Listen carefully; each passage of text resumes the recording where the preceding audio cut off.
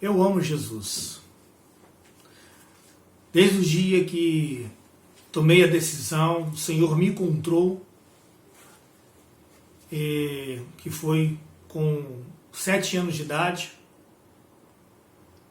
E desse dia eu nutro um amor, eu nutro um sentimento de desejo de conhecer mais o nosso Mestre, de conhecer mais o meu Jesus. E cada vez que eu estudo a Palavra de Deus, cada vez que eu leio os Evangelhos, em específico nessa noite,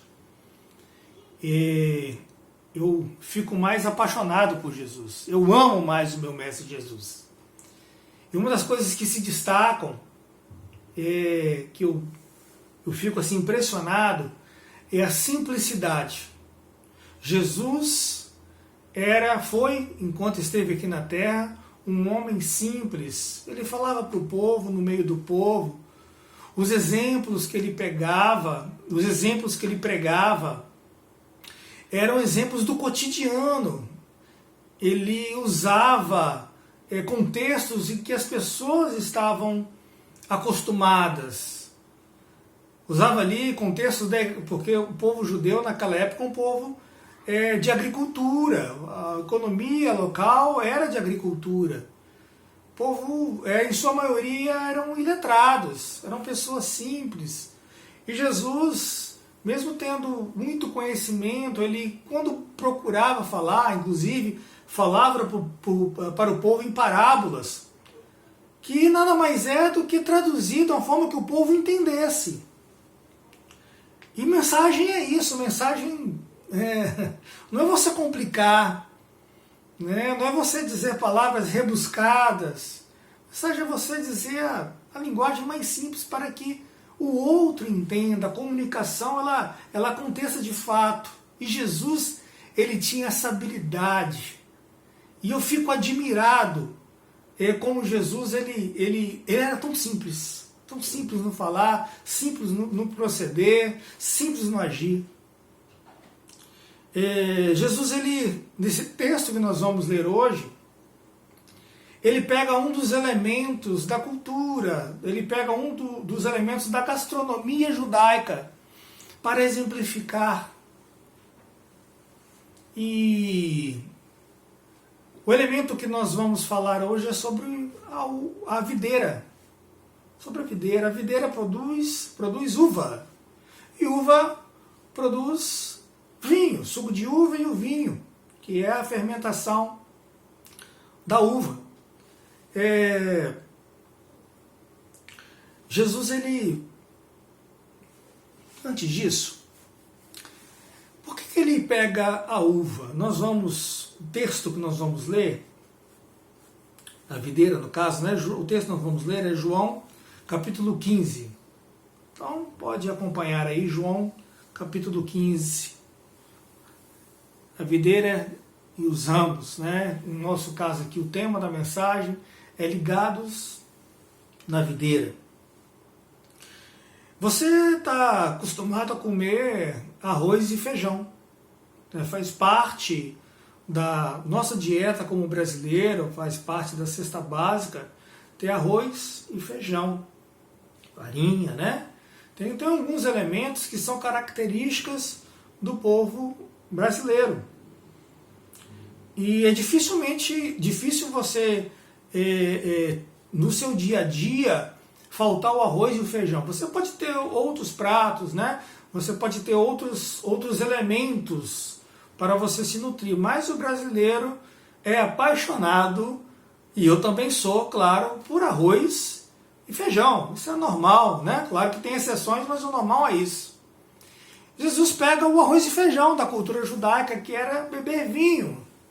O povo judaico produzia muita uva, produzia muito vinho e fazia parte do dia a dia daquele povo.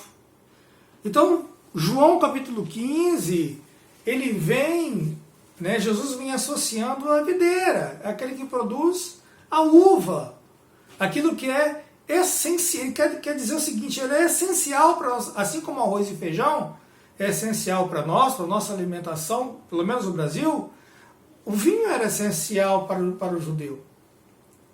E aí ele fala de verdades espirituais. Diz assim, eu sou a videira, versículo 1. E meu pai é o agricultor. Quem é o pai? Deus. Todo ramo que estando em mim não dá fruto, ele corta. E todo que dá fruto, ele poda, para que dê mais fruto ainda. Ora, Deus é o agricultor, foi Ele que enviou o Filho Jesus. E Ele é a videira. E os ramos? Os ramos somos eu e você. Então, a palavra de Deus diz o seguinte, ora, aquele que dá fruto, ele poda, ele... No grego, esse termo grego de podar, também pode significar limpeza. Então, toda árvore frutífera, e para quem já viveu um tempo na roça, sabe muito bem disso, precisa de poda, precisa de limpeza. Para quê? Para que produza ainda mais. Então, o Senhor, Ele nunca vai estar contente com o que você está produzindo. Ele nunca vai estar contente com o que você está produzindo. Você pode se contentar, eu e você podemos nos contentar, mas Deus não, Ele sempre vai querer mais, porque nós podemos dar mais. Só que para isso muitas vezes ocorre a poda. E a poda machuca, né? Quando nós oramos, né, Senhor, som do meu coração, salmista, né? Som do meu coração, vê se há em mim algum caminho mau, alguma coisa ruim, tira de mim. Deixa só aquilo que pertence ao Senhor. O que nós estamos orando? Para que Deus nos pode. Para que Deus nos limpe. Nos limpe de quê?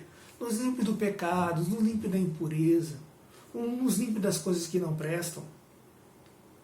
Então, o Senhor, Ele sempre vai estar nos podando. Ele sempre vai estar cortando aquilo que não presta para que nós possamos dar mais fruto. Versículo 3. Vocês já estão limpos pela palavra que lhes tenho falado. Permaneçam em mim, e eu permanecerei em vocês. Nenhum ramo, e o ramo somos nós, pode dar fruto por si mesmo, se não permanecer na videira. Vocês também não podem dar fruto, se não permanecerem em mim. Amigos e irmãos, nós precisamos permanecer em Cristo. Nós não podemos nos afastar de Cristo. Porque quando nós nos afastamos de Cristo, nós não produzimos fruto. Quando nós nos afastamos de Cristo, nós deixamos porta aberta para Satanás influenciar a nossa vida.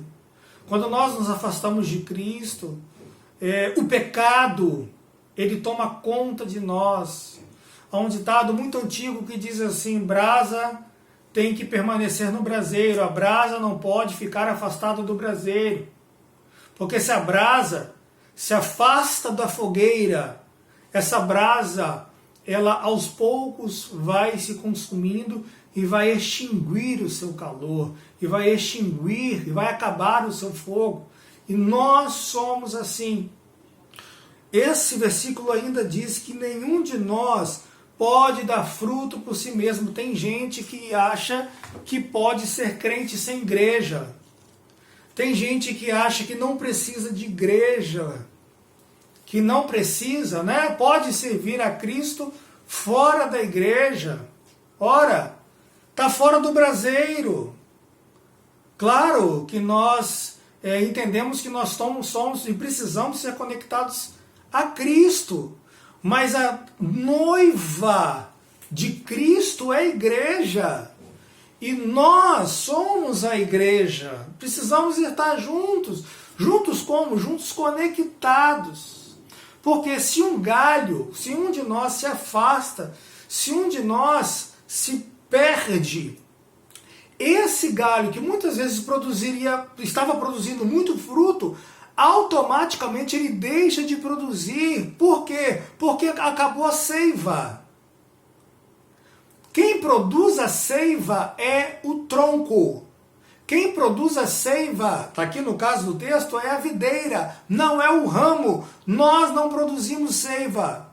Por isso que nós, quando nos afastamos de Cristo, como quando nós nos afastamos da palavra dele, nós paramos de produzir frutos, ou pelo menos os bons, e passamos a ficar só com as coisas ruins, só passamos a produzir maus frutos. Porque a seiva parou de fluir em nosso coração, a seiva parou de fluir em nossa vida, e essa seiva quem traz é o Espírito Santo. É o Espírito Santo hoje que produz essa seiva em nós. Versículo 5, eu sou a videira, vocês são os ramos. Se alguém permanecer em mim e eu nele, esse dará muito fruto, porque se não permanecer não vai dar. Pois sem mim vocês não podem fazer coisa alguma. Um ramo quebrado, um ramo fora da árvore, ele morre. Ele morre. Um galho fora da árvore, ele morre. O destino dele é a morte. Repetindo, se alguém permanecer, versículo 6, se alguém não permanecer em mim, será como um ramo que é jogado fora e seca. Tais ramos são apanhados, lançados ao fogo e queimados.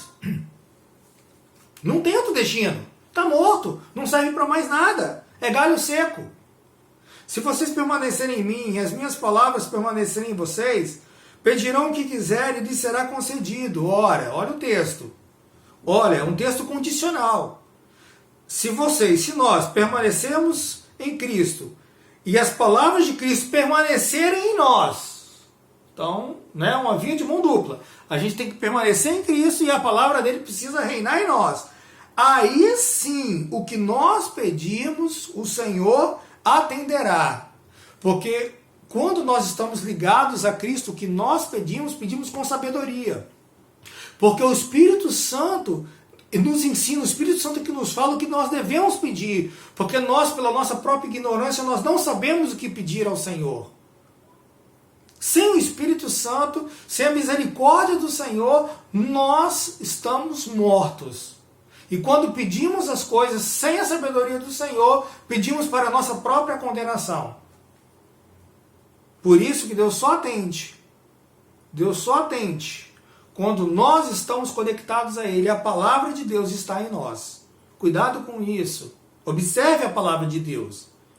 Versículo 8, meu Pai é glorificado pelo fato de vocês darem muito fruto, e assim serão meus discípulos.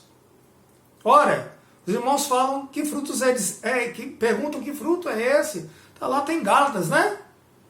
É o fruto do Espírito, que é o amor, e os seus derivados, bondade, misericórdia, mansidão, domínio próprio, e aí vai. Mas além desse fruto, também são as almas, né, que nós ganhamos no decorrer da vida. Então, como é que o texto aqui ele quer dizer? Meu Pai é glorificado pelo fato de vocês darem muito fruto. Como é que o mundo, como é que as pessoas que não têm a Cristo, elas conhecem a palavra de Deus, elas conhecem a Bíblia através da sua vida? O mundo conhece a Cristo através da sua vida. Depois ele pode ler a Bíblia. Depois ele vai estudar a palavra de Deus. Mas antes, a sua vida, as suas atitudes precisam ter coerência e coesão. A sua vida deve denunciar uma experiência com Deus, deve denunciar amor para aqueles que não conhecem a Cristo. Porque é dessa forma que Deus é glorificado. Você tem dado bom testemunho na sua vida, no seu trabalho. As pessoas podem falar que você realmente é um cristão. Você é diferenciado no seu trabalho. Você é diferenciado na sua casa. A sua esposa, os seus filhos podem falar que você é verdadeiramente um cristão, que você verdadeiramente está ligado na videira. Como o Pai me amou, assim eu os amei. Permaneçam no meu amor. Não se afastem do meu amor. Não se desconectem da videira. Versículo 10. Se vocês obedecerem aos meus mandamentos, permanecerão no meu amor, assim como tenho obedecido os mandamentos de meu Pai, e em seu amor permaneço. Tenho-lhes dito essas palavras para que a minha alegria esteja em vocês e a alegria de vocês seja completa. Não existe felicidade sem o Senhor. Não existe felicidade estando desconectado da videira verdadeira que é Cristo Jesus. Não existe. A alegria do Senhor só é completa quando nós estamos com Ele, completos nele. O meu mandamento é este: amem-se uns aos outros como eu os amei. Ninguém tem maior amor que aquele que dá a sua vida pelos seus amigos. E o que é a igreja? Eu quero defender a igreja de Cristo. O que é demonstrar o amor que Jesus fala, a palavra de Jesus, a autoridade maior da Bíblia? O que é demonstrar esse amor? Gente, isso é igreja. É viver em igreja. Nós precisamos viver em igreja e amar uns aos outros.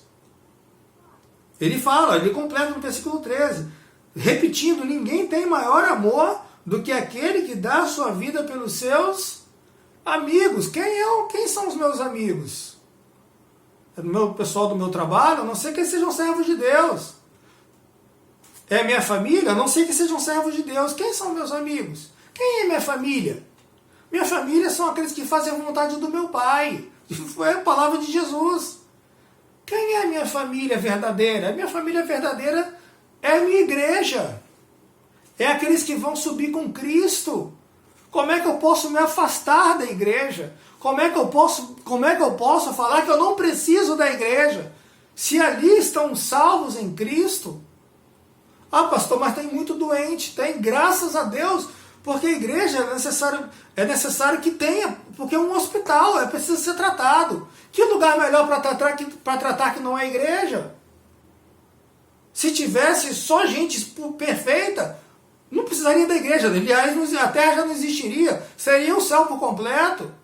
Nós somos imperfeitos. Nós precisamos uns dos outros para nos tratar, para que Deus nos cure. Não se afaste da igreja. Não se afaste do Senhor. Versículo 14. Vocês serão meus amigos se fizerem o que eu lhes ordeno. Porque se não fizer o que Jesus ordena, se não permanecer conectado na videira, se não permanecer com a palavra dele em você, você é inimigo de Deus. Você não é amigo de Deus. Está aqui, ó. Já não os chamo servos, porque o servo não sabe o que o seu senhor faz. Em vez disso, eu os tenho chamado amigos, porque tudo o que ouvi de meu Pai, eu lhes tornei conhecido. Vocês não me escolheram, mas eu os escolhi para irem darem fruto que permaneça, a fim de que o Pai lhes conceda o que pedirem em meu nome. Este é o meu mandamento: amem-se uns aos outros. Irmãos, para concluir, o Senhor, Ele não quer que você seja servo dele. Ele quer que eu e você sejamos amigos dele. Ele quer caminhar conosco. Ele quer que eu e você oremos todos os dias. Ele quer que eu e você, em todas as decisões que tomarmos, seja ela quais sejam, em quais esferas for, em todas as esferas, que nós possamos consultar ao Senhor, que nós possamos falar com Ele, que nós possamos estudar a palavra para obter as respostas que Ele quer dar ao nosso coração, porque os sonhos de Deus são maiores que os nossos sonhos. A resposta de Deus é melhor do que a nossa resposta, mas para isso precisamos ter intimidade com Deus. Deus não quer servos, Deus quer amigos, Deus quer pessoas íntimas. Você deseja ser amigo de Deus? Eu quero ser amigo de Deus. Eu desejo ser amigo de Deus. Eu quero poder falar com Ele todos os dias, e Ele me ouvir e eu o ouvir, porque Ele tem esse cuidado, Ele tem zelado pela minha vida, Ele tem tido misericórdia, não só da minha vida, mas da sua também. Nós não escolhemos Jesus. Nós não escolhemos Jesus, porque nós estávamos mortos em nossos delitos e pecados, diz a palavra. Foi Deus que nos escolheu, foi Jesus que nos escolheu. Está aqui, ó, no versículo 16. Vocês não me escolheram, mas eu os escolhi para irem e darem frutos. Nós precisamos dar fruto. Todo aquele que está conectado com Cristo, Deus ordena que dê frutos. E é isso que nós precisamos fazer. Por último, este é o meu mandamento. Amem-se uns aos outros. Que Deus nos dê um coração de misericórdia para podermos amar uns aos outros, para podermos suportar, no sentido de dar suporte uns aos outros. E isso é a Igreja de Cristo. Essa é a beleza da Igreja de Cristo, aonde nós como irmãos nos amamos, aonde nós como irmãos nos ajudamos, quando um está fraco ou está forte. E pode ser que aquele que está forte um dia esteja fraco. E assim nós nos apoiamos e nós crescemos juntos. Não abandone o reino. Não abandone a igreja. Permaneça conectado em Cristo. Permaneça ligado à igreja. Permaneça com a brasa no braseiro, para que nós possamos nos incendiar e assim alegrarmos o coração de Jesus. Que Deus nos abençoe.